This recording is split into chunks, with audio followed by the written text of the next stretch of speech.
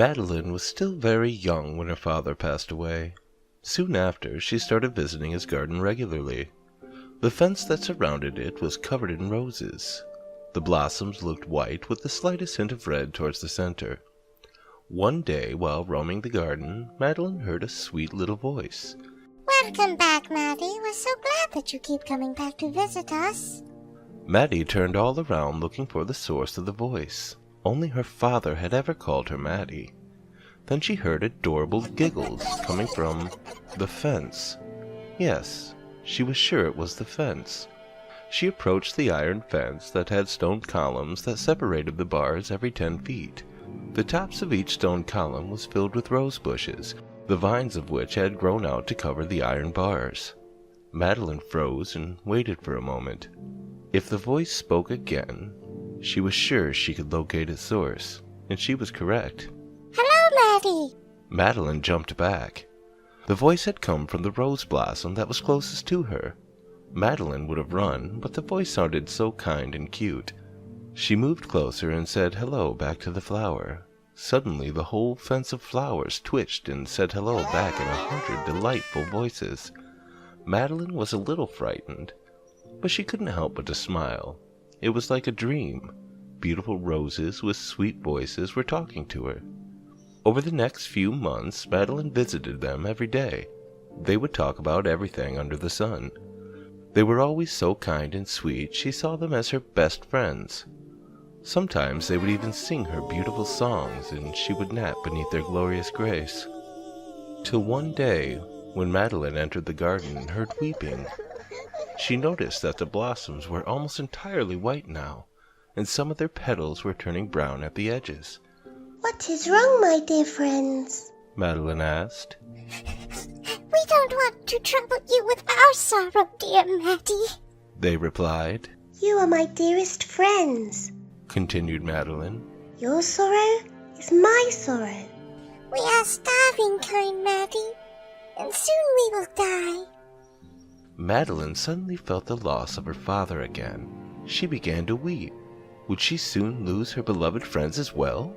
"Is there anything I can do to save you?" cried Madeline. The roses explained the food they needed, and Madeline was sure that the farmer down her street could supply it. She rushed to the farm, obtained the necessary food, and brought it back to the garden where she buried it.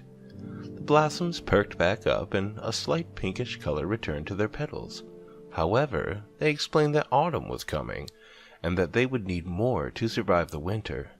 Madeline knew her old school teacher had won prizes for his garden, so she was sure that he would have some food.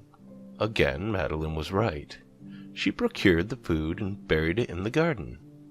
Over the next few weeks, Madeline was able to secure food from a girl that worked in the garden department of a local store, her cousin, who was an accomplished gardener, and her old neighbor who always kept beautiful rose bushes growing in her backyard.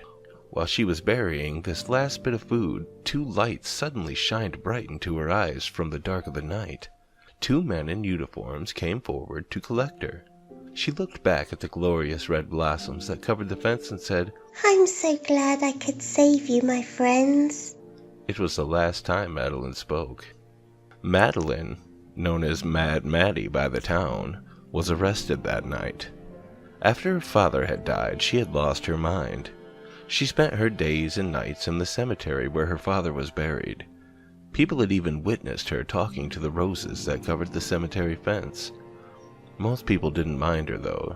She was always smiling and kind, and most didn't really use that cemetery anymore. Her father had been the last person officially buried there. Now all bodies were buried at the new cemetery across town. To everyone's surprise, Maddie had finally gone completely off. There had been disappearances with violent scenes. The police had finally discovered that it was Maddie who had kidnapped and murdered 5 different people from around the town with no apparent connection between them. She had buried them here in the cemetery, and when the bodies were found and dug up, they were all completely drained of blood. They tried to ask her how and why she had done it, but Maddie never spoke again. She sat in a cell quietly till the day she died. The following spring, young Elizabeth was walking by the old cemetery when she heard a beautiful, sweet voice say, Hello, Beth. It took her a moment to realize the cute voice had come from a lovely red rose blossom hanging from the iron fence. Only her mother had ever called her Beth.